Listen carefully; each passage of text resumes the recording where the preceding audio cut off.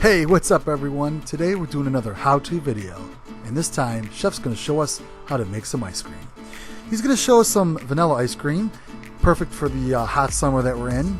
He's got an ice cream machine that he took out from his basement that he dusted off, and you know, why not just celebrate summer with some ice cream? Without further ado, let's get chillin'.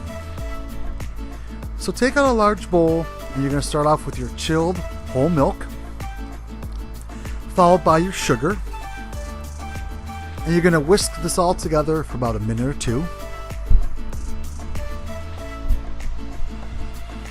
Next up, you're going to go ahead and add your heavy cream, and then of course just a little bit of vanilla, and all the ingredients will be listed down below. Chef apologizes, he could have added some salt, but he didn't, forgot. Next up, go ahead and put some saran wrap over this and just put it in the fridge for about 5 to 10 minutes.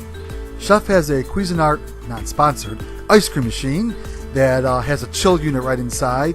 But if you have a regular KitchenAid mixer or a mixer, there is ice cream attachments you can buy. So it's all assembled. Chef's going to go ahead and just pour this right in the top. The chill unit's already been frozen, ready to go. And all he has to do is just turn it on. The chill unit and the turning will start to make that ice cream. As you can see, it will take about 25 minutes, he did say. After about 13, you'll see it's starting to really thicken up. It's churning nicely. After about 25, now you really got that ice cream going. Looks beautiful. You can throw some toppings in there if you want to mix them in. It's up to you.